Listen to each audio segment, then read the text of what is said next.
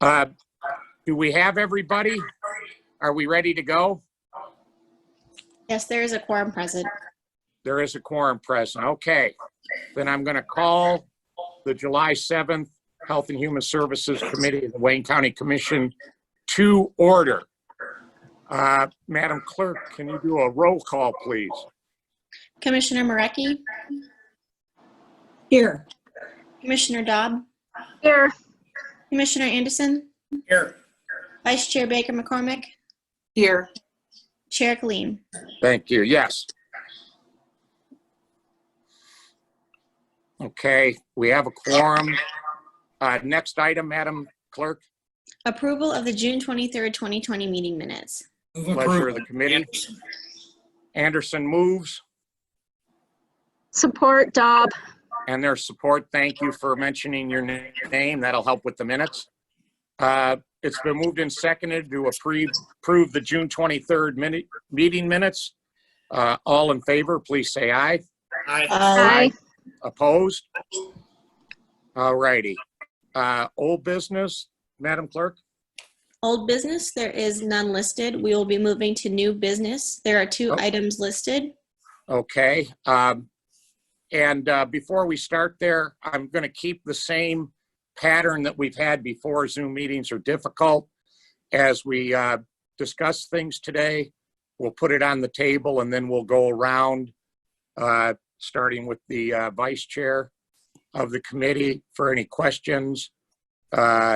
So you know you have a turn coming. Okay, new business, Madam Clerk. Item D1, requesting commission approval of a grant agreement between the Charter County of Wayne and the U.S. Department of Housing and Urban Development to transfer the grantee from the county to Samara for the 2019 Continuum of Care program for the Wayne County Family Center. All righty, thank you. This is kind of a follow-up item to another one that we had recently regarding the family center. And as you recall, there was some difficulty transferring the money from HUD for this. So I'm going to ask two things. If you're not speaking, please go on mute. And I think I saw head of our senior services to present this. Is that correct, Ms. Shavakis? Thank you, Commissioner. Yes. This is the transfer agreement for the grant for this current year. We did provide, the commission did approve a transfer agreement from the grant from last year. However, it didn't get finalized in time before I had to apply for the new grant. So I applied for the new grant, which is the one that went before commission a short time ago. And now we are transferring the grant that was awarded this year. And are we going to have to do this transfer every time we get a grant? No, Commissioner, this should take care of the transfer, and Samaritas going forward would be able to apply directly for these funds. All righty, thank you. We will go to questions from commissioners. Vice Chair Baker McCormick, questions, please.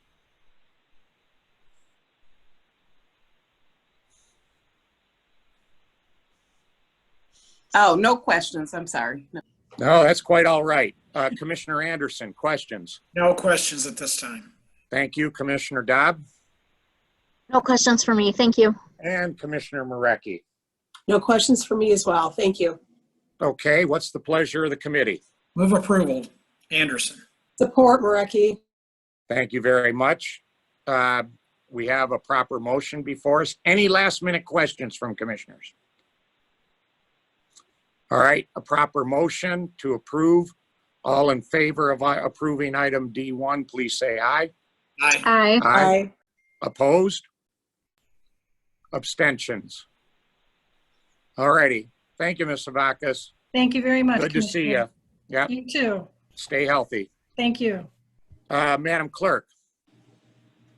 Item D2, an ordinance by Commissioner Colleen to ensure the human and civil rights of all people are protected against discrimination of any kind in Wayne County by adding Chapter 55 to the Wayne County Code of Ordinances to be known as the Wayne County Human Rights Ordinance. Thank you. The purpose here is to have a public hearing I will need a motion from committee members. Move the public hearing. Support Commissioner Dobb. Anderson and Dobb, thank you very much. Do we need a roll call vote here, council? I don't believe so. No. Thank you.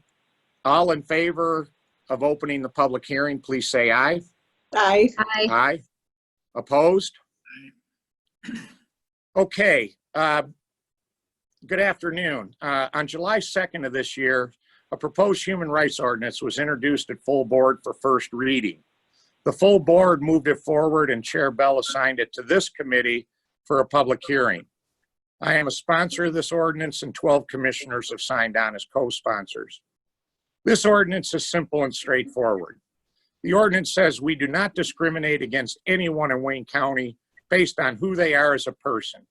I look at this as the continued fulfillment of the promises laid down in the United States Constitution for all our citizens. Testimony today will discuss why this is needed and where legal protections are currently lacking for the LGBTQ community in Wayne County. It is not the intent to hold the vote today to send it back to full board for final approval. There will be some secretarial changes needed to the ordinance as written, some clarifying of language, and perhaps a substantive amendment or two based on today's testimony. My intent is to have this on the committee agenda for 2 weeks from now.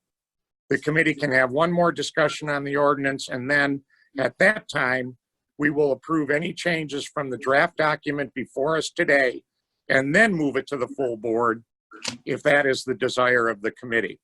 So that is the way I want to proceed on this. I have discussed with individuals to give us testimony. I also sent a couple of emails this morning to committee members. If you haven't seen them yet, you might want to refer to them. I have talked to, of course, we're going to lead off with James Heath, the Wayne County Corporation Counsel. I sent you an email with the bullet points of what he's going to discuss today. Secondly, we will have Prosecutor Kim Worthy, our Chief Law Enforcement Officer in the county, Julissa Abad from Fair, Michigan, Michael Rawadi, the Chair of the Equality Michigan Board, and Curtis Lipscomb from LGBT Detroit are lined up to give testimony. So if you can pull up, committee members, if you haven't seen that yet, what I'll do, and I've asked people for 3 to 5 minutes. After Mr. Heath gives his testimony, we'll do a quick go around to the committee for questions, and we will do that for each one of the people that testify. So moving forward, is Corporation Counsel Mr. Heath with us right now? Yes, sir. Mr. Heath, it's your floor. Thank you very much for being here this morning. Well, thank you for the opportunity to appear before your committee. Commissioner Colleen's recently introduced human rights ordinance is really an admirable public testament to Wayne County's commitment to promote equality for all people. And so you should be congratulated, and this committee should be thanked as well for taking this important issue up. The HRC's proactive measures are laudable, as they include making recommendations to improve county programs and ordinances designed to eliminate discrimination or to remove the effects of past discrimination, provide educational tools to increase awareness regarding discrimination, and to promote efforts to discourage discrimination in general. The ordinance is extremely timely in that people of good faith throughout the nation are now paying really legitimate attention to social justice issues and are taking legal and direct action to eradicate discrimination and the vestiges of systemic racism. And as this commission is certainly aware, even the U.S. Supreme Court in the recently decided Bostock case has weighed in a landmark decision which addresses discrimination based on sexual orientation. And I'd note that that majority opinion was written by Justice Gorsuch and joined by Chief Justice Roberts, and that shows you kind of the broad brush with which issues regarding equality and fairness and anti-discrimination are being given today in our country. And so, you know, Commissioner Killeen, I believe he may not remember, but in the first conversation we had after I was sworn in as corporation counsel, he brought to my attention an earlier version of this ordinance, and he has not let up in letting me know how important this is, not only to him, but to members I know on this committee and on the commission as a whole. And so, Commissioner, congratulations on bringing this ship this far, and I'm happy to be aboard with you in attempting to get this improved and passed in a way that is meaningful for the county. And it's for all of these reasons that the Department of Corporation Counsel, and more importantly, County Executive Evans, support the concept of Commissioner Killeen's ordinance. As he did point out, we believe that there are several important areas in which the language as it stands can be tweaked and improved. And, you know, we had a really great conversation with Commissioner Killeen as well as Commission Counsel yesterday in talking about some of those areas where we're going to continue to have conversations, and we think that there really can be a meeting of the minds and that we can make the ordinance a little bit better. And so I thank all of you for your willingness to work with us over the next week or so to make some basic improvements through clarifying language that will make the ultimate ordinance, which this committee and the commission as a whole will vote on, that much more impactful. Just to highlight a few, you know, one of the things which, you know, stood out to us is that, you know, appropriately, the ordinance indicates that the Human Rights Commission will work collaboratively with state and federal agencies to address issues of discrimination. It should be noted that of the, I believe it's 21 individual classifications, 19 are already covered in some way by state and federal laws. The HRC has specific and I think appropriate time limits with which it can receive a complaint and with which it will dispose of. I'm sorry, Mr. Heath, that's the Human Rights Commission you are referring to that's in the ordinance. That's right. That's right. Thank you. Commissioner Killeen? Yeah, you just went alphabet soup on us. Oh, I apologize. That there are time limits involved, and one of the things that we want to make sure is that individuals who have complaints about being discriminated against are not in any way barred from state or federal remedies because of the time constraints placed on them in any way. And so I think that's an issue that we all recognize, at least on our call yesterday, and commission staff and as well as our department have some language that we're going to explore, which we think will remedy that small issue. But I think that will greatly improve things. Another important aspect of the ordinance is the source of income protection that prohibits discrimination in housing or employment or public accommodations based on source of income for an individual. And so we are thinking of some ways that we can tweak that language just to make sure that that source of income protection does not prohibit the use of credit checks and lending or for landlords when they are evaluating a person legitimately to rent a home, rent an apartment, purchase a vehicle, or anything of that nature. And so, you know, that's something that we're also going to be tweaking some language on, and we'll be providing some examples of what we think might be appropriate.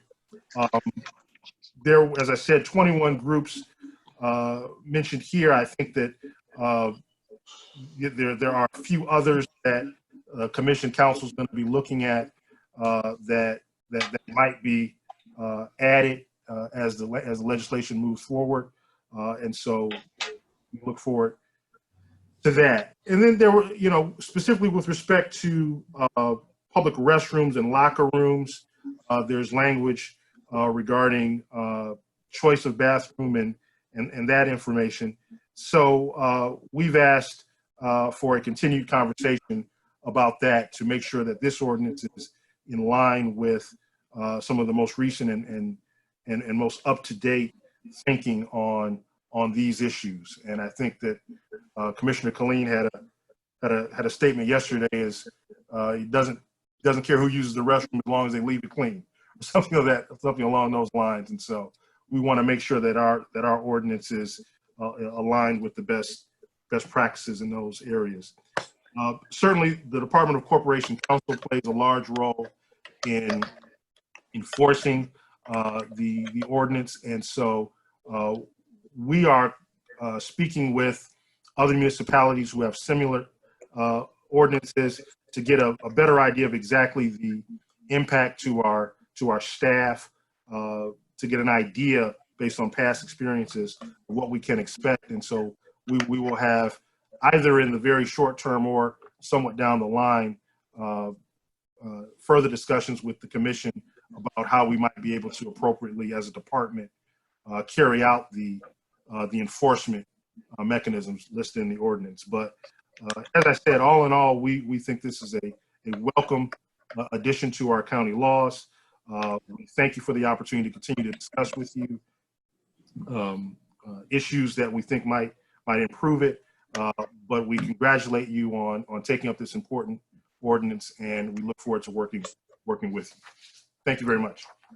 Thank you for being here today, Mr. Heath. I'll go around the committee once for questions for Corporation Counsel. Vice Chair Baker McCormick, questions? No questions. Thank you. Commissioner Anderson? Not at this time. All righty. Commissioner Dobb? Thank you, Mr. Chair. I have two questions / suggestions regarding tweaking some of the language. So I don't know if you want me to bring that up here to Mr. Heath. Well, I think if it's in regards to what Mr. Corporation Counsel, Mr. Heath, was talking about today, I think it's appropriate to ask him. Okay, they're really quick things. So in section 55(6) for definitions under marital status, I would suggest adding separated to that language. We have currently listed married, divorced, single, widowed, but we don't have legally separated. Okay, And yeah, then- please put that in an email to me. I'm collecting those kinds of, but Mr. Heath, you have a comment? No, I mean, I think you're right to receive all of the suggestions and comments, and I think as we continue to engage with commission staff, we can, kind of together. And so I appreciate that, Commissioner Dunn. Okay, You and still then have the just floor, Commissioner Dobb. the one other suggestion I would like to make is for section 556 or 55-6 for definitions under 24 sexual orientation, where we list male or female homosexuality, heterosexuality, or bisexuality. In my opinion, and I don't know if we'll get more into this during the testimony, but sexual orientation is not limited to just those three. There's more, including pansexual or asexual. So I don't know if we can add some language maybe that says including but not limited to those. Well, those are the issues. You're not the first one to point that out, Commissioner Dobb, as I've spread this around. So again, please submit that, and that will be part of the discussion over the next week. Because you can't leave open-ended, like and others as a category. So again, please submit that, and that'll be discussion with our council and with Corporation Counsel as we tighten up the language for 2 weeks from now. Great. That's all I had. Thank you. Thank you. Commissioner. Commissioner Moretti? Thank you, Mr. Chair. Mr. Heath, I just have two questions. You talked about 19 out of the 21 that are already covered by state and federal laws. 19 out of 21 what? And what are the 2 that aren't? The two issues, the 2 groups which are currently not covered by federal law, which are mentioned here in the ordinance, would be discrimination based on educational association and source of income. Okay. Source of income.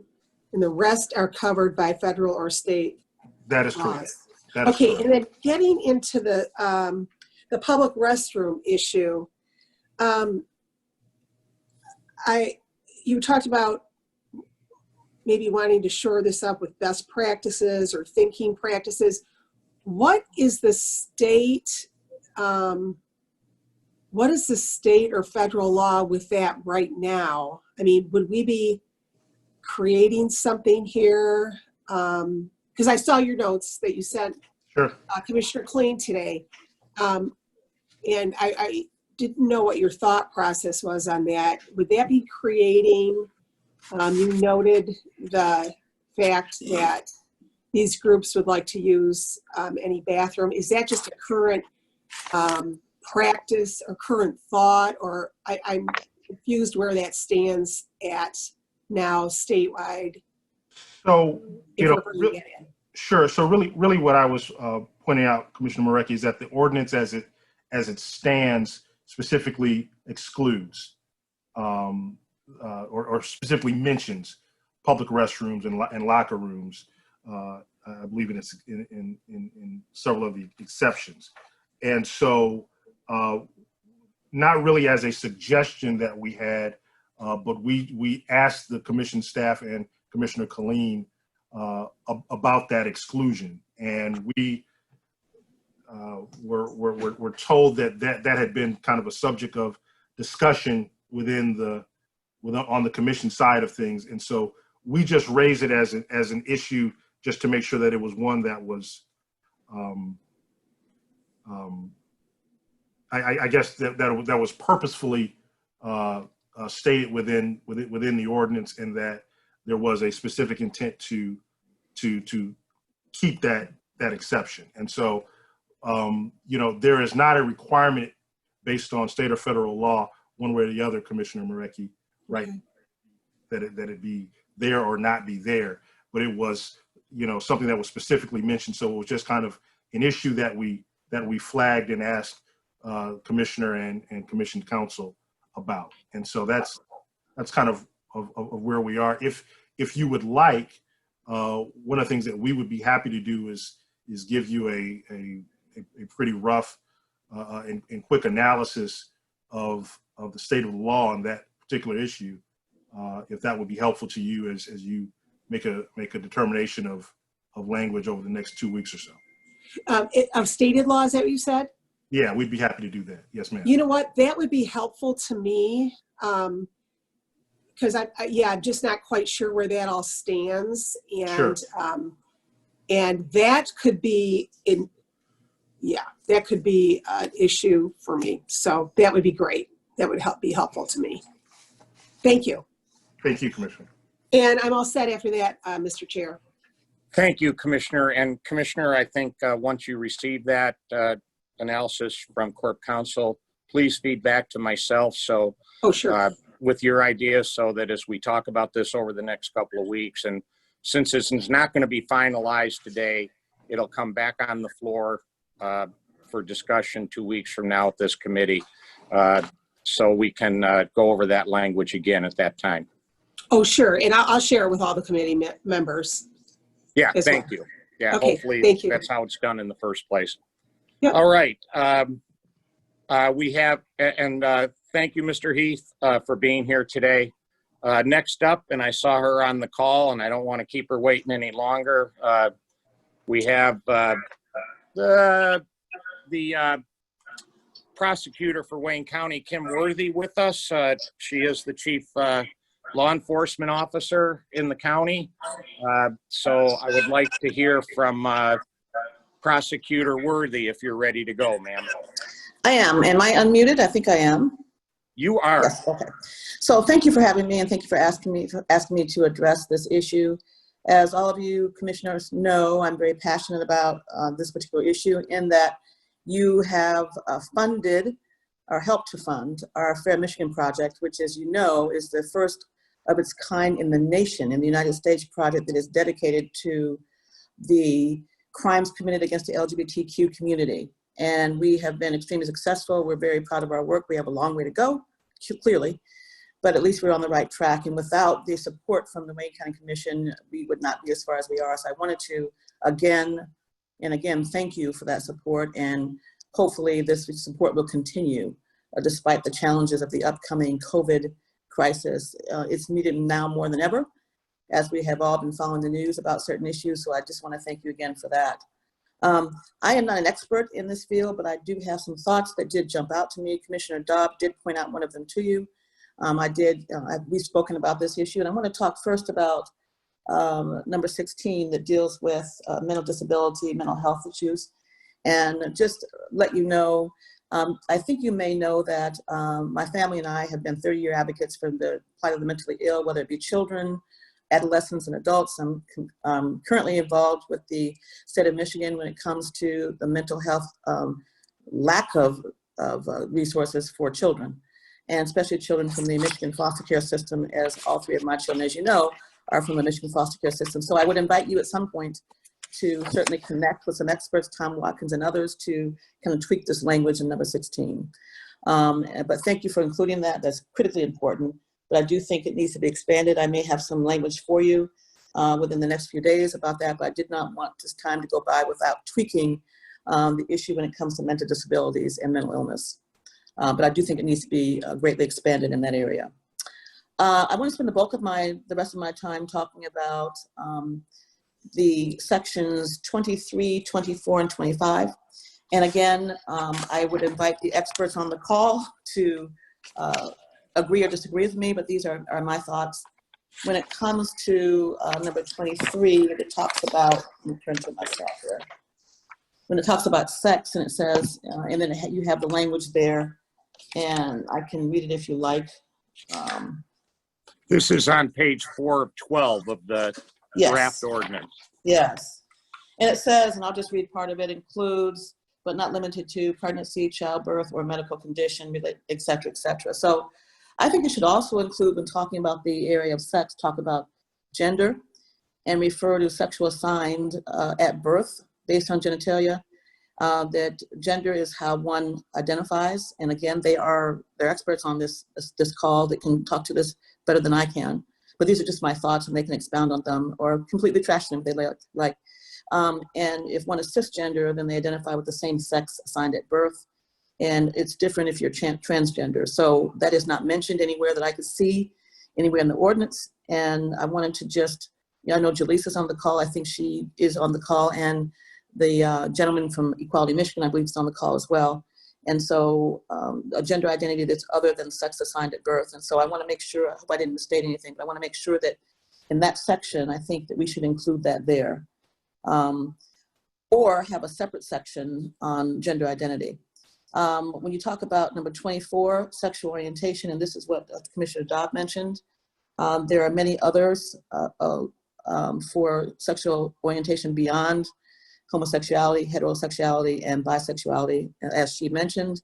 And the example that she gave was pansexuality. That's exactly what I was going to mention, but there are others. And so, in my view, no one should be excluded or discriminated against because they are not heterosexual, homosexual, or bisexual. So I think we need to work on that area as well.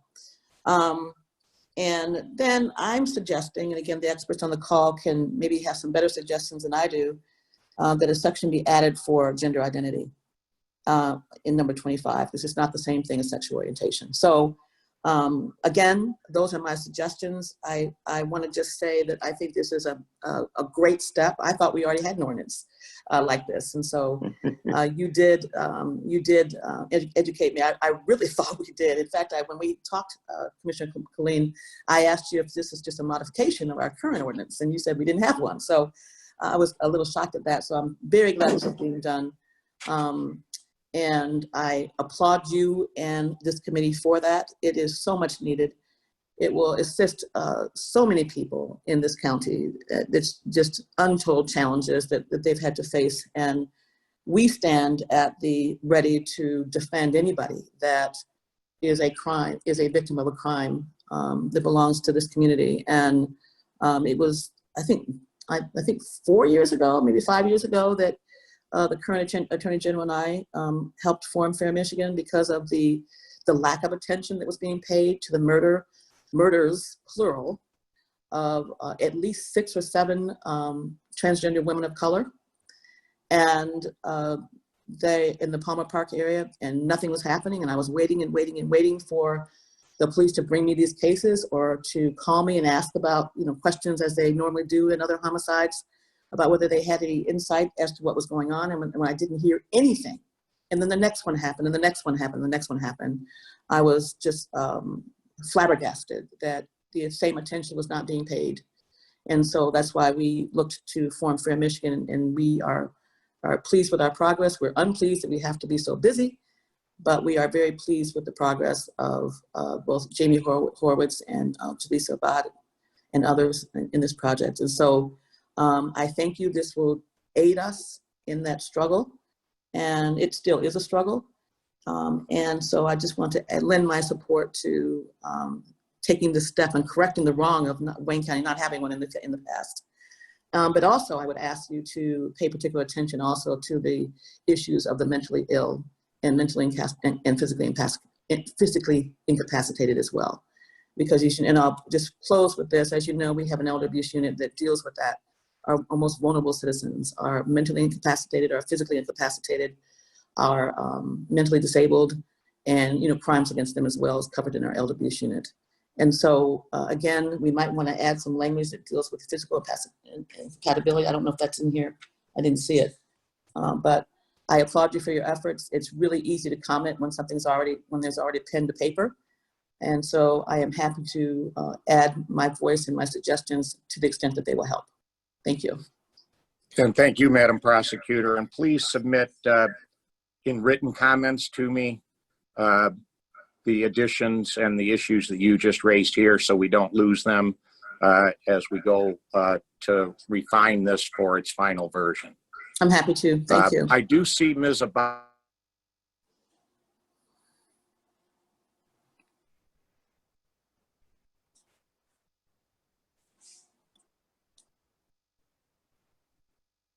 I can't hear anything. Me neither. We lost him. Oh, we lost Tim. Okay. Yeah. I'm gonna text him. Jaleesa, feel free to correct anything that I said and add anything to it. No, so I agree with everything that you said. There is obviously a difference with sexual orientation and sexual identity. So clearly I identify with being transgender. Sexual orientation is who I would prefer to sleep with. I did have a question though on something that I did not see here. So I agree with everything so far, but my question is this. So I understand the importance so that my community is not discriminated against. And for people that don't know, a lot of trans women of color, unfortunately, get discriminated against when it comes to housing. It's been really, really hard for me to find them shelters, places to live, because they want to house you with the gender that you were born. A lot of them have been refused medical treatment. So now we have Corktown Health Center, which is a doctor's office in Detroit, in Wayne County, specifically for LGBT issues and concerns, but it makes it hard for people to get here if they're not from here. They get discriminated against when it comes to shelter systems and just everything. So my question is, with everything that we're talking about, through Fair Michigan and through you, Prosecutor Worthy, we have a trans inclusion policy.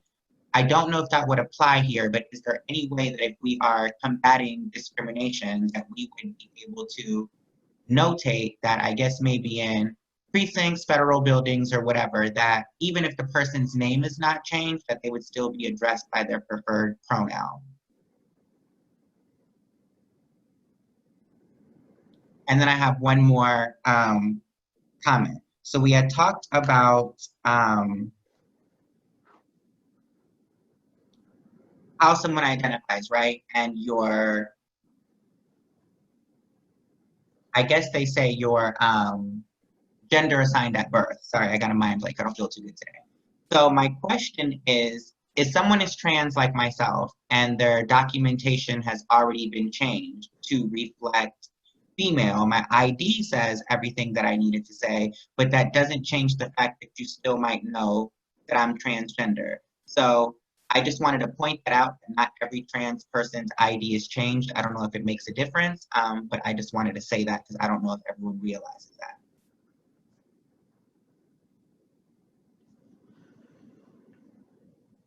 And that is it. I don't know if you guys can hear me because it's really quiet. Yes, we can hear Okay. you. We hear you fine. We can hear you. We Yes. lost our chair of the committee. So. Yes, and I'm the vice chair, so I'll just take over until he chimes back in. So did we, Madam Clerk, did we have another speaker? Did that get me back on? Oh, yep, you're Did that- back in. Okay. I don't know what happened to my Zoom, so I'm calling in at this point. What did I miss, Madam Vice Chair? You didn't miss a lot. So just chime right back in where we were. Madam Worthy just got through speaking, and I'm sorry, is it Miss Abad? Yeah. Is that? Okay. Yeah. Miss Abad was speaking about okay. some Excellent. things, yeah, that she saw that was an issue, or Yeah. asking if we can clarify some things. So I don't know if you had any What- questions. I don't know if you had any questions for me before Jaleesa speaks again, but I wanted to just, Yeah, I don't We know if you are, had any questions Madam. for me. Okay. we will, Madam Prosecutor, so Okay. you can. So to get back on track here, questions for the prosecutor on her testimony. Vice Chair Baker McCormick. I have no questions. All righty, Commissioner Anderson.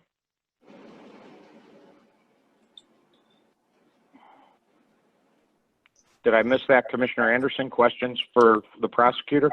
No questions. Thank you, Commissioner Dobb. Thank you, Mr. Chair. So Prosecutor Worthy, you were speaking about gender identity in the ordinance. And on under section 55-6 for definitions, item number 11 does speak to gender identity. I'm pulling that up right now. Let's Okay. see. 55-6. There's a paragraph. What page are you on, Commissioner Dodd? It's on page, so I'm just looking at the draft. So it's page 3 out of 12 of the I don't draft. know that I have the same one that you have. Oh, I see it right here. Yes. Yeah. Okay, so that is, it's kind of lost and buried where it is now. So I would suggest, number one, that you move it to right under either sex or sexual orientation. It's more relevant to what's there. And so I completely missed that. So Right. again, I completely missed that. I thought I did read these pages. So Yeah. expression. And that was, I had that thought too when I was reading this, and it did kind of take some digging. Also, But I at the, still think, yeah, I still think it needs that definition needs work, and Jaleesa or the gentleman from Equality Michigan could speak better than me, but I do think that definition is a little lacking and may need some work as well. I agree. I would suggest that it be moved to an area near sex, sexual orientation, etc. I agree. Also, in the very beginning of the ordinance under section 552, under purposes, so this is Yes. Article 1. Yeah, that's yeah, it's there. Yeah, we it's do there. list gender Yeah. identity. Yeah. And so, when I was going through this, I kind of had to think back to my college days, my women's study class, and remember what is the difference between sex and gender. And I think a lot of people don't know that there is a difference. So it is important that we maybe take a separate paragraph and spell that out in this ordinance. What's interesting, now that you mention, I had actually had that flagged as well. No, it is there, but I was talking about definitionally more than anything else. But now that you look at that paragraph that you referred, 55-2, section 1, I don't see gender in there. It's at the end. It's it says Where is that? it's the second to last line. Sexual Yeah, gender orientation, identity. gender No, identity, not HIV gender, status. Not gender identity, gender. Oh. Okay, so maybe someone, when we go into testimony, can explain what the difference between gender and gender identity is? No, gender identity we've been talking about, but gender, male, female, that gender in women's rights, etc. There's no gender there. Gender identity is there, yes. Right. But gender is not there. We have sex listed. Oh, is that what that is meant to be? Yeah, that's- we do. Because it's not clear the definition, if that's what you mean by Yeah. sex. So I don't know if someone who is an expert on this can Hi, man. speak to this. Is it just sex and gender or gender identity that we need to So just? usually people, sorry to cut you off, would use sex, but let's be honest about wanting everyone to understand the verbiage, right? So millennials, like Prosecutor Worthy said, see sex and automatically aren't going to assimilate. And you're absolutely right. People don't know the difference between sexual identity and sexual preference. So because we've already have that word in the beginning, like Prosecutor Worthy said, I think the sex in that paragraph just gets lost. So for me, my opinion is to put gender because it covers both, as opposed to the word sex. Yeah. And who are you, ma'am? Jaleesa Abad with Fair Michigan. Yeah, thank you. We just have to have that for the record. We'll come to you in a second. But yeah, Commissioner, these are a little bit of the language things that we're talking about to clean up between now and returning for a final vote. So please submit that in writing so we have it, Commissioner Dodd. I will. Thank you. That's all I had. Thank Anything you. else? Nope. Okay, Commissioner Moretti? I'm all set. Thank you. Thank you. Madam Prosecutor, thank you very much for taking your time today and giving us your insight. I think at this point, I will go to Ms. Abad so she can introduce herself and give us your testimony, ma'am. Tell us a little bit about your organization and then talk about the necessity of this ordinance and any kind of tweaks or changes that you would like to see. Ms. Abad, you have the floor. Okay. Okay, so I already spoke about the few concerns, but my name is Jaleesa Abad. I work at the Fair Michigan Justice Project as a victim advocate. We started in 2016, like Prosecutor Worthy said. She started with Dana Nessel. I live in the Palmer Park area and I am a trans woman of color. So I have seen for the last 8 years that I've lived here, the discrimination, the dangers, the hardships, and the social stigma and lack of resources that trans women of color have, particularly with no protections. So for me and my community, this ordinance is important because it, has in writing clear as day, what protections would be for us when it comes to things that people take for granted. So the whole time that I've been here, we've been at will state. So I have seen trans people being displaced from homeless shelters, from getting stable housing because they cannot be housed properly. Because again, like Ms. Dobbs said, people don't understand the difference between sexual preference and sexual identity. If people cite that they do not want to deal with this medical or in medical facilities because of religious reasons, they can refuse us service. A lot of places, there was a gentleman that I helped in Highland Park, which is Wayne County, that unfortunately was thrown out of a barbershop and they refused to cut his hair simply just because he looked effeminate and he was gay. So for my demographic and my community, this would be really, really important. I also want to highlight that the age expectancy for a trans woman of color is 35 years old. And for so long, we didn't have adequate crime statistic or numbers about what was going on just because my community was so fearful to report. Now that Fair Michigan is operating and we are prosecuting crimes against my community, it might look like from the outside that there is a intake or influx in crimes when that's not the case. It has always been the same. The only difference is that now my community feels safer in being able to come forward and have these conversations, and a lot of places are jumping on board and being culturally competent.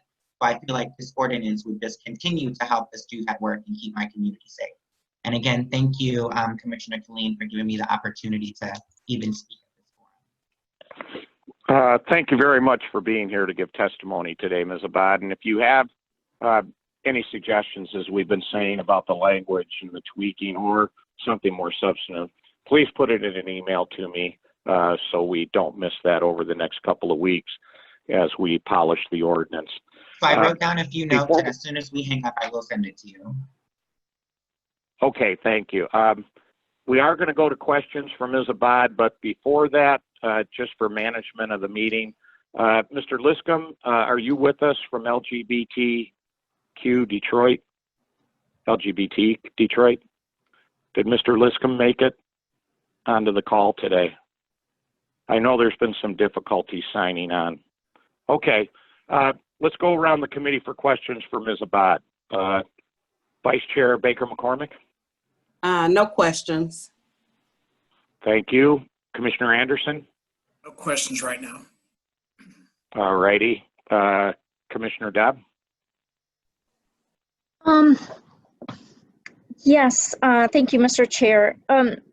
Ms. Abad, can you, I know you were speaking a little bit before when Commissioner Killeen dropped off the call, but can you revisit your comments about the pronouns? Okay, so my only concern is that not every trans individual is going to have the identification that matches, correct? So I am fortunate enough to where all my documentation matches what I want it to reflect and how I identify. So through the Wayne County court system and through Kimworthy, we have a trans inclusion policy, which basically just means if you're going there for service, reporting a crime, they have to address you by your preferred name and pronoun. Now, clearly, I know if we do this human rights ordinance in Wayne County, it would kind of be hard to make sure that everybody follows those guidelines, right? So my question is if this goes into effect in Wayne County, is there a way that for federal buildings, court buildings, buildings of importance where people go to get service, that interaction policy could be in place, or that some wording could be in place? Because you can't discriminate, right? So then we would obviously want to respect somebody's pronoun so that they don't feel disrespected and are able to come to wherever it is to receive services. Okay. And I don't have an answer for your question, but I just wanted to make sure that I understood what you were asking, and I wanted to write that down so I can look into that. No problem. And if offline you want to talk about it a little more so that we can come up with verbiage, then I'd be more than happy to do that. Okay, great. Thank you. No problem. That was all I had. Thank you, Mr. Chair. Thank you, and thank you for asking that question. And Ms. Abad, please, again, as I've been saying, submit what you're talking about in an email to me, because that's going to be more of a technical question for our corporation counsel and our commission counsel to discuss what is possible in a county ordinance, especially when it comes to state and federal courts and whatnot. So please put that down so we have it on the list of something that we can chase down before this comes for a final vote. Commissioner Moretti, do you have any questions on this time, please? I'm all set. Thank you. All righty, thank you. Anything else, Ms. Abad? Nope, sorry, I was on mute. Thank you. Thank you very much for being here this afternoon. Mr. Liscombe, have you joined us? I'll put out one more call. If you can unmute and join us. As we're waiting for that, I guess I'll say I just got an email from Michael Rawati, who is the chair of the board for Equality Michigan. And as an attorney, he got called to an emergency hearing in circuit court, so he couldn't be with us. But he did send me a brief statement. I do want to mention that Michigan does have a civil rights law. It's called the Elliott-Larsen Act. And this goes back to the 70s that Daisy Elliott, a Democrat, and Mel Larson, a Republican, jointly put forth the civil rights legislation for the state of Michigan. Some of the protections for LGBTQ were not included, and transgender, were not included in that in the 70s. The groups that we're talking about today, Equality Michigan, Fair Michigan, have made some attempts over the last year or so to amend the Elliott-Larsen Act. And Mel Larson indicated, former Senator Larson indicated that adding transgender rights to the Elliott-Larsen Act is perfectly consistent with how he foresaw the legislation as drafted. So I'm going to take just a minute here to read a statement Mr. Rawati sent to me by email, and some of it is in reference to the effort in Lansing to amend. I would say before COVID happened, there was a ongoing petition campaign to get this on the statewide ballot for the fall to amend the Elliott-Larsen Act. But with COVID and gathering signatures a lot more difficult, that's why I decided to move this forward now. I was going to wait for the voters of the state of Michigan to amend, but since that now is off to the future.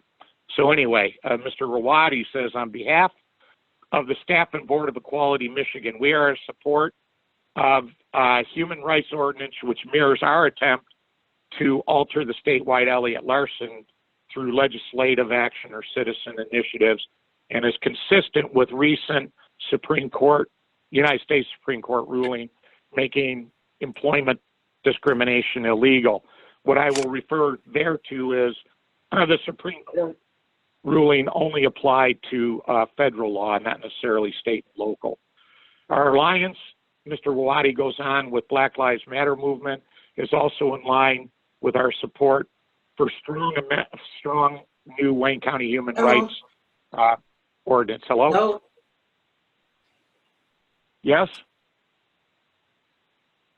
Okay, that was extraneous.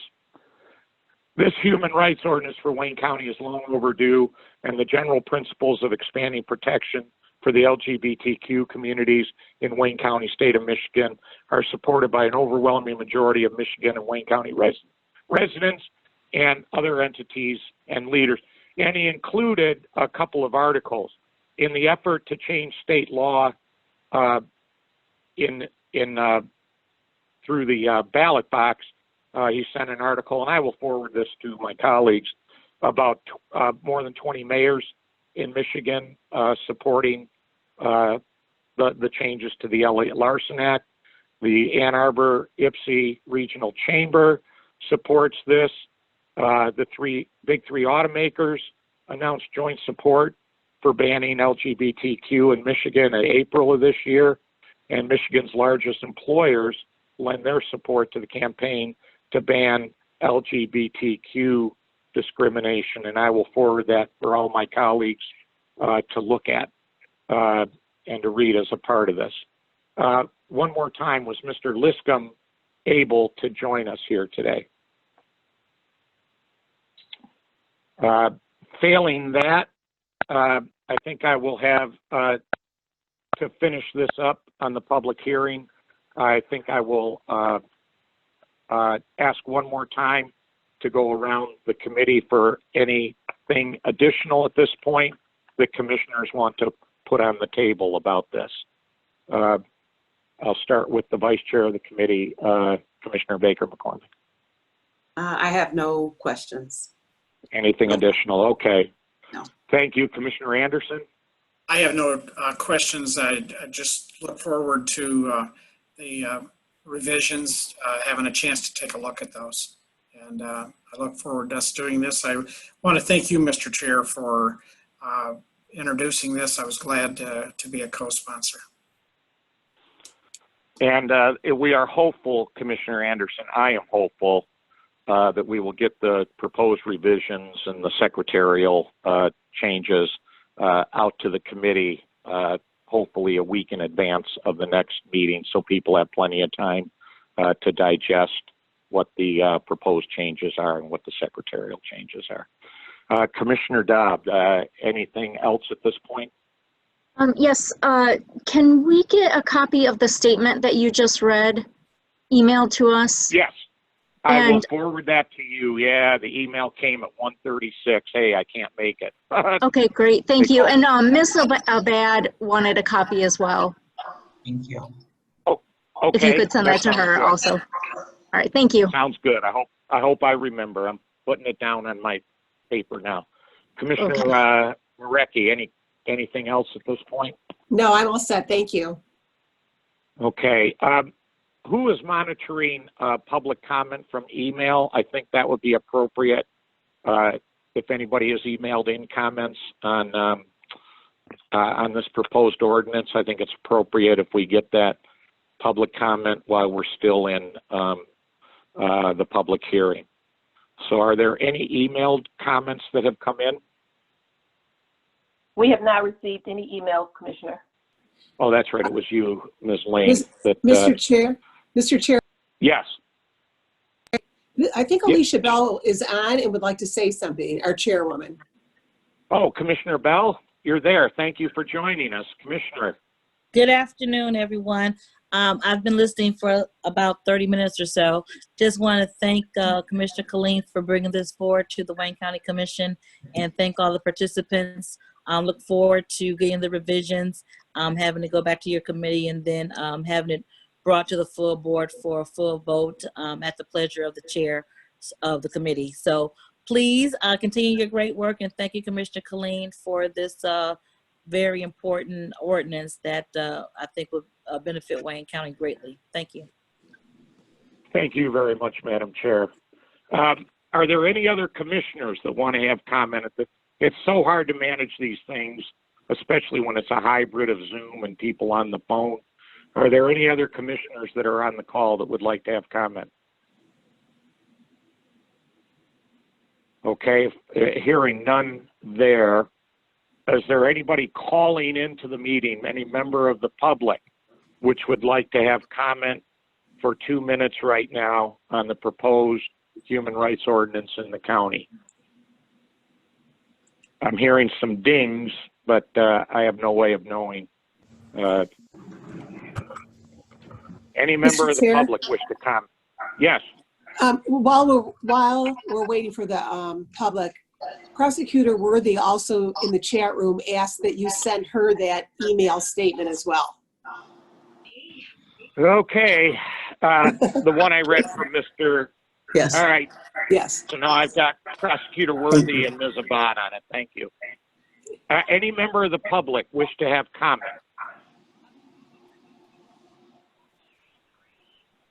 Any member of the public wish to have comment on the proposed ordinance?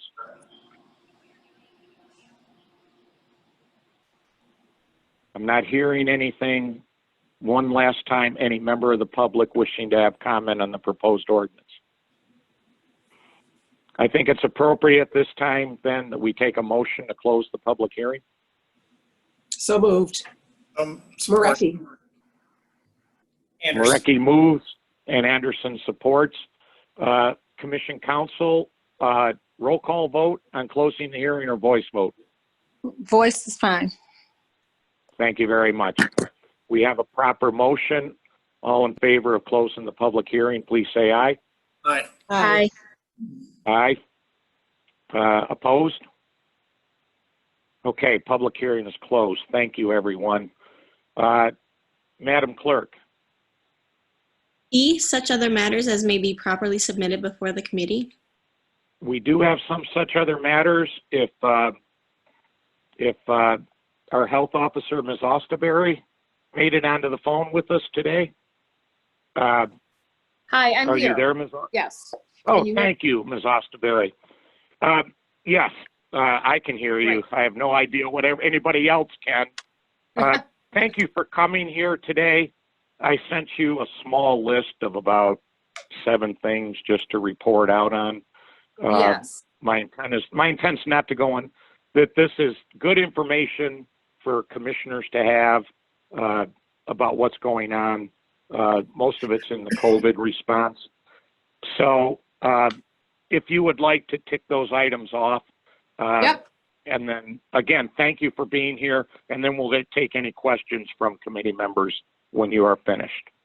Sure, absolutely. And your first question was about testing.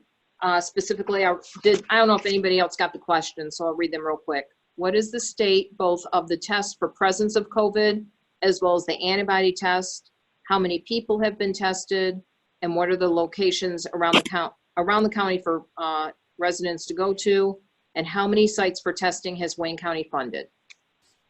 So as of yesterday, and this does not include the city of Detroit, the number of people who have gotten tested for the diagnostic test, that's the PCR test, 136,734.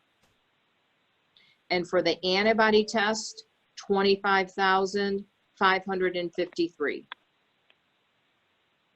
And of those, the positive diagnostic test, the positive COVID-19 test, 10,530. And then as of yesterday, there were 1,163 deaths. Okay.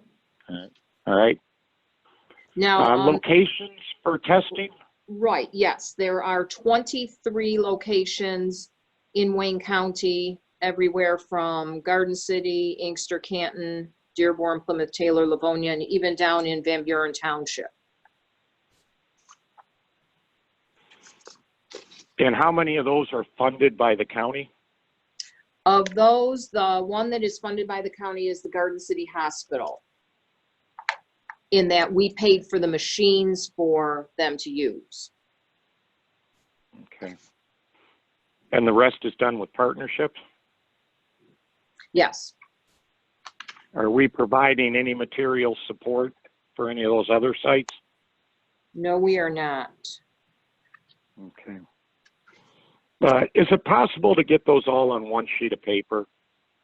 Yes. I know I can easily go on the, I hate to say it, the Macomb or the Oakland site, and they have just the specific sites for the county. Our website has a link to the state list, but I have gotten feedback from people, and I don't know about other commissioners, that it's hard to track down what all the Wayne County sites are. You go to that state list and you got to type in your zip code, and then other stuff comes up. So I'm just thinking of something a little straightforward. Where do you go? Which ones need appointments? Which ones don't? Which ones are doing, you know, the antibody testing and the such, and then just for the presence of COVID. Does anybody have any questions from the committee on this testing and what we're doing out there? I do, Mr. Chair. I just have one question. This is Go ahead, Moretti. Commissioner Moretti. Carol, do you have statistics on how many people test positive for the antibodies? I do not. I can see if that is on the state website. I don't know if they're putting that on the state website. Okay. All right. Thank you. You're welcome. Thank you. Any other commissioner with a question? I have a question, Mr. Chair. This is Commissioner Dobb. Please. Yep. Carol, do you have any idea how long the wait time is for the testing at Garden City Hospital? Right. Like I today? know that. Right. I know that we have expanded the time for the Wayne County resident, or not Wayne, I'm sorry, the Wayne County employees. So employees can go between the hours of 7 a.m. and 10 a.m. Like, and we are the only ones then who they're serving for those earlier hours, because we don't want our employees having to wait. And Right. the employees also we make appointments for. And then as far as the public, the last report that I was given was that they were serving one person every 3 minutes. I just don't know how long, that line is, but they are, getting people through really very expediently. One person every 3 minutes is pretty darn quick for when you're doing the testing.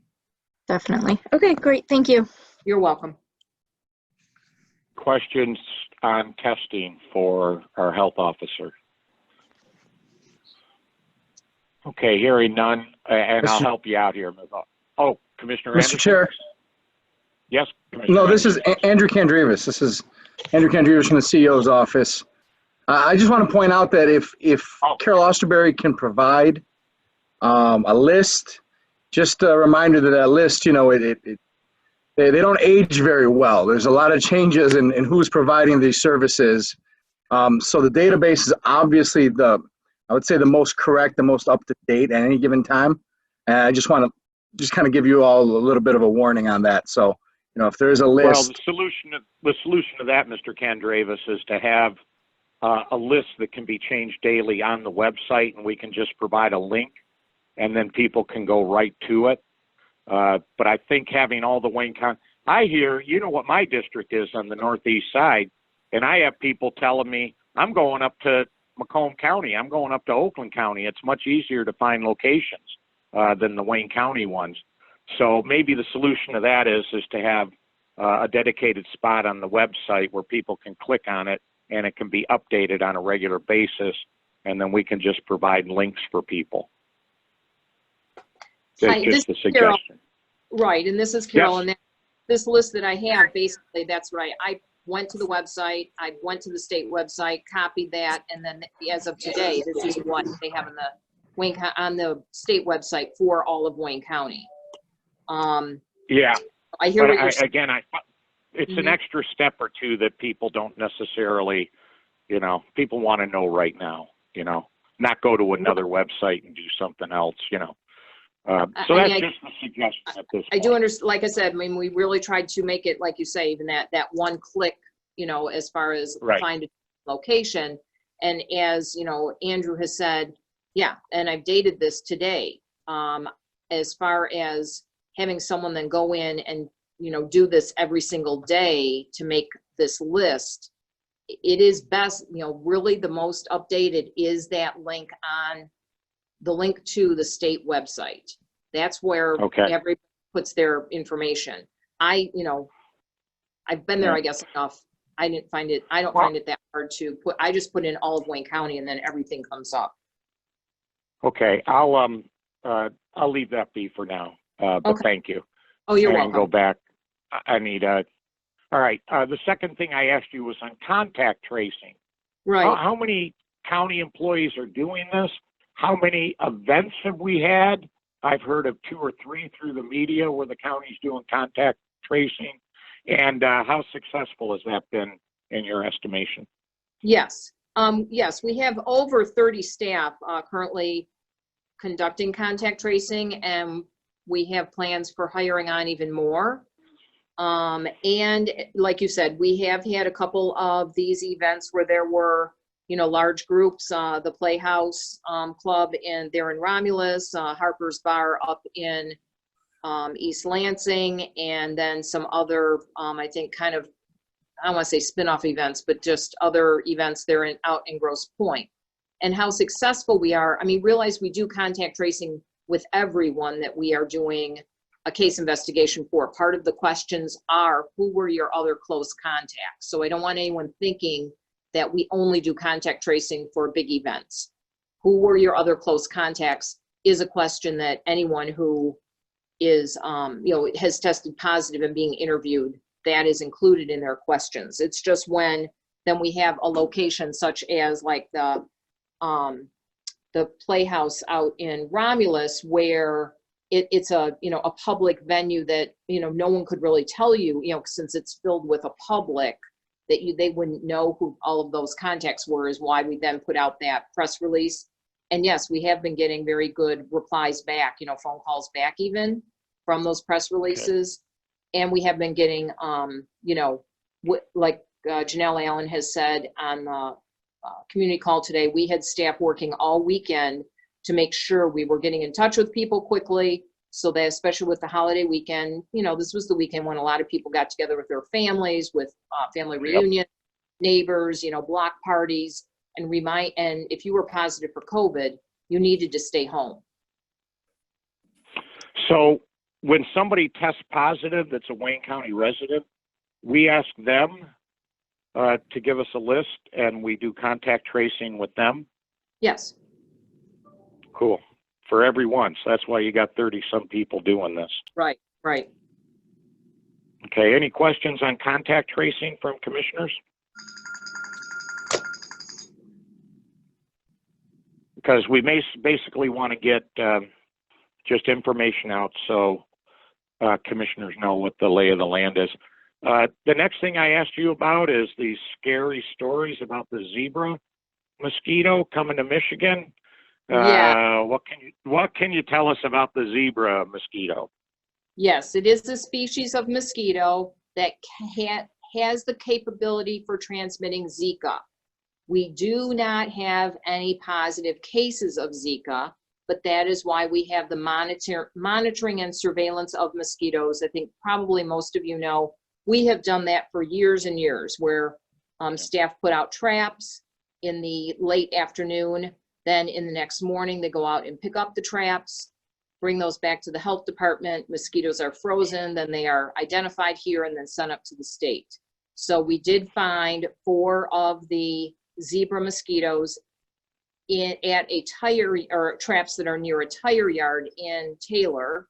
So we did that, and we have been, after all this happened, obviously contacted the owner of the tire yard. They actually then did larviciding and removed a lot of tires from their property that were sitting collecting stagnant water, because that's what mosquitoes like to breed in. They love tires. We do have traps out there, you know, still, and we have not collected any since then. So we're monitoring pretty much across the county, and you will report to us when and if some issue appears.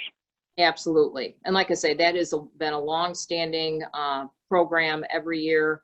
A few years ago, it was really, you know, about West Nile virus, when the mosquitoes that could carry the West Nile virus. Thank you. Any questions on the zebra mosquito from commissioners? Mr. Chair, I have a question. No. This is Commissioner Daub. For Of course, Carol, Commissioner. do these mosquitoes also carry that equine, and I forget what it's called. Yeah. Encephalitis. Something about equine, yeah. Right. Eastern equine encephalitis. There are different species that carry that, and that's why, and the staff have been trained, because, yeah, you're exactly right. It's not just the tiger mosquitoes that necessarily go in the traps. So when they bring the traps back, that's when we freeze, you know, all the mosquitoes, and then they get looked at under a microscope, and they have little tweezers, and they identify which species they are. Yes. So Okay. we do sometimes, we find some of those, and then other mosquitoes for the West Nile virus, and then they all get sent to the state. Okay, great. Thank you. Commissioners with questions on the zebra mosquito? And I'll just comment, Ms. Osterberry, you know, my whole biology thing. Ask any farmer in Michigan.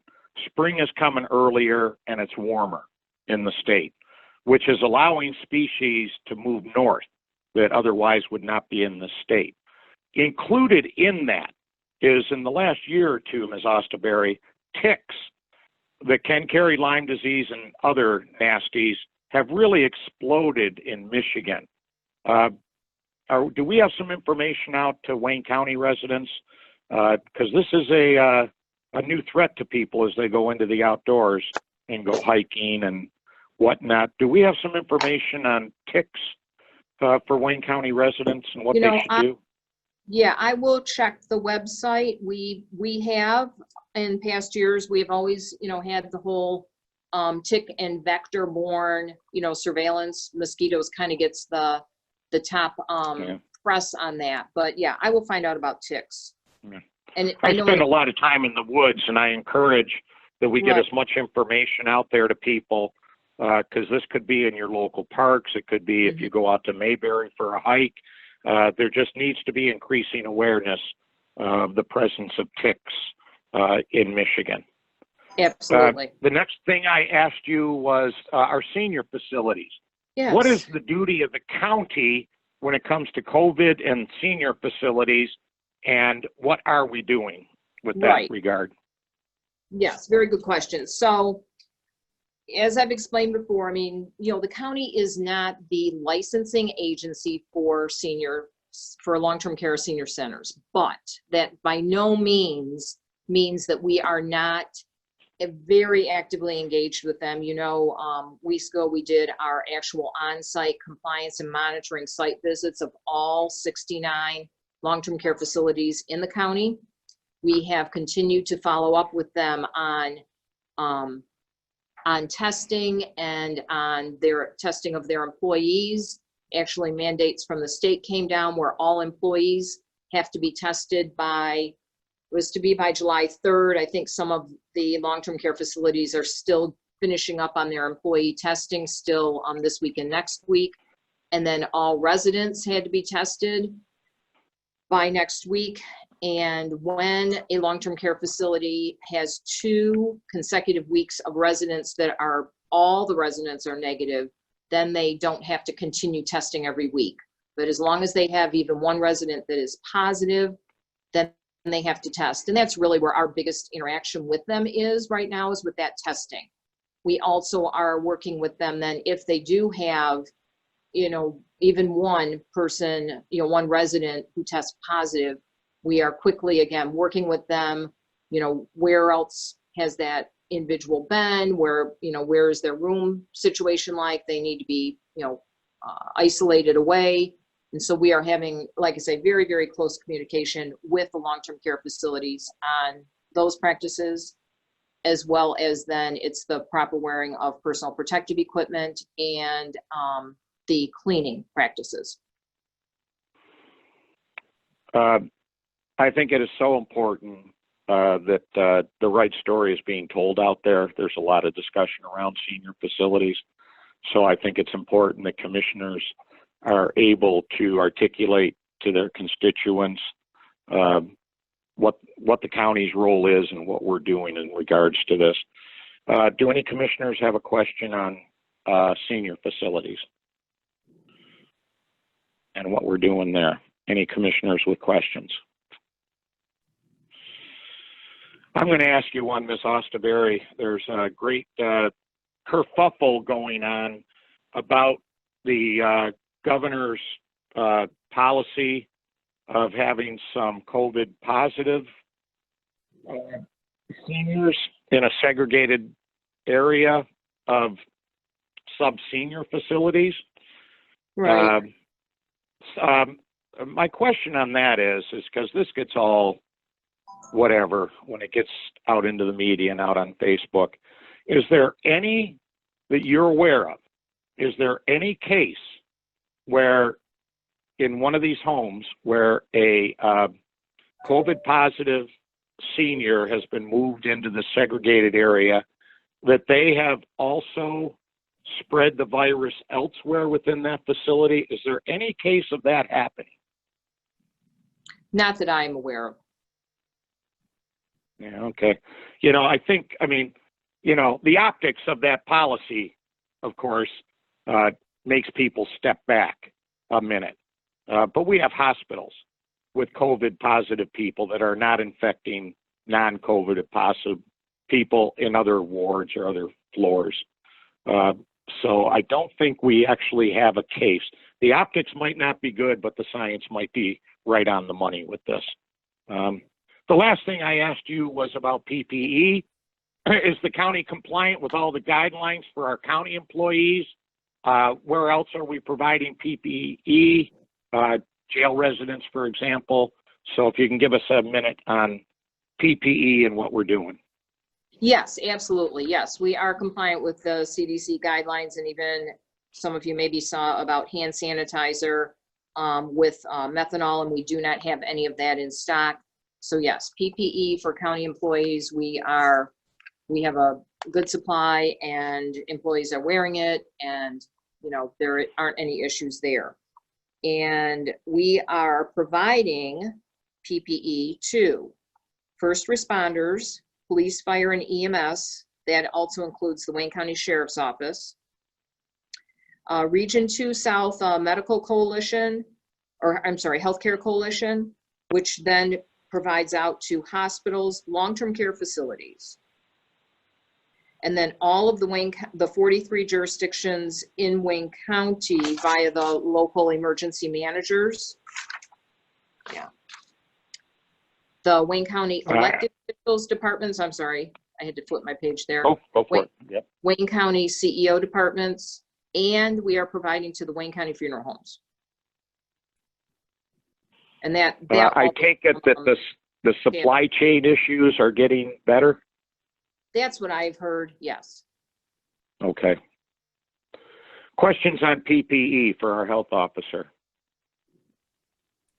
Any commissioner have a question on PPE that wasn't covered in the report? All right, Ms. Osterberry, I'm going to have one question to wrap this up. It's uncertain what the fall is going to be like for COVID. There's a lot of people that say, it could come back and maybe even roaring back. So as we're looking at the budget for next year, and it hasn't come to the commission yet, but we'll be discussing it shortly, there is about 70 million of CARES Act dollars that we have not spent yet. In your budget for the health office, in your budget in your department, what kind of plans are you making for next year? Are we going to need to add people? Because if we do get, a pretty strong whatever in late September, our needs for responding to that are going to go up tremendously. So what kind of plans, or what are the kind of things that are being talked about? We'll talk more about this in the budget hearings, but just for a little preview, are we talking about ramping up our health effort in anticipation? It's always good to be ready and not respond after the fact. So what's going on in terms of the budget and how we're planning for next fiscal year in terms of this? Right. My most intimate conversations and most recent have been, as you say, around that CARES Act money. And we do have, proposals in for increasing staff. You're exactly right. All for the case investigation, the contact tracing, the environmental, staff, even the long-term care facility monitoring. So we do have that. Like I said, that's been my most, close and intimate conversations with management budget. And then I have yet to, but, I have all of this prepared and ready for them when my actual budget, my meetings with management and budget happen. So I don't want anyone thinking that we're just, not getting ready, not preparing, as you said, the fall. And even then for, which we've talked about at, I think 1 or 2 meetings ago, when that vaccine comes, we need that staff to be able to be or to be able to be well cross-trained enough to assist with those, mass vaccine clinics. So those are all definitely on the table, all in the planning for the fall and then next winter. And I'm certainly glad you mentioned the possible vaccine here, because it could be in 7 or 8 months, depending on the kind of vaccine. If it's a 2-step vaccine with a booster, then sometime in the next 16 months, America is going to need about 600 million syringes. We're going to need a similar number of glass vials if these turns out to be an injection and not an oral vaccine. There has to be distribution to all corners of the country so it's available to all. So I'm glad people are thinking about the ramp up to what we hope in the foreseeable future will be the vaccine. Any questions from committee members on preparations for next year's budget. All right then. Ms. Osterberry, thank you very much for joining us today. And I think I'll be requesting updates like this at perhaps each of our HHS meetings as, you know, things are moving. Things are moving quite rapidly and can change on a dime here in a minute. So, okay. Yes, thank you. It was my pleasure. Yep. Yep. Thank you very much. Madam Clerk, what's next on the agenda? Mr. Chairman, Yes. just for clarification purposes, so for item number 2, the ordinance, there was no motion. Was that intentional, just to leave it without a motion? Yes, and I hope I did it right, Counselor. I saw your text on this. We will have some secretarial changes to make to the draft copy. And as was discussed with Corporation Counsel, there needs to be some verbiage for clarification. And maybe a more substantive amendment might emerge. So I was just going to leave that, and maybe I didn't do it right parliamentary-wise, No, but I was going to leave it there for now, have it on our next agenda to deal with those issues, and then once we have voted on amendments, then we can vote on the ordinance overall to move forward. Am I doing that properly? No, that's fine. Staff was just seeking clarification, so it'll show up as unfinished business on your next agenda. That sounds good. And Okay, of course, thank you. our entire intent as elected officials is to confuse staff as much as we can. All right. Madam Clerk, next. F, public comments. Yeah, is there any public comment? We had some just for the ordinance, but is there any general public comment out there? Anybody wish to have public comment at this point? Is there anybody who would like to have public comment to the Health and Human Services Committee? Anybody with comment from the public, please? I am not hearing anything, Madam Clerk. What's next on the agenda? G, adjournment. Pleasure Move of to the committee. adjourn. Dobb. Commissioner Dobb, and without objection, we stand adjourned. Thank you, everybody. Thank you.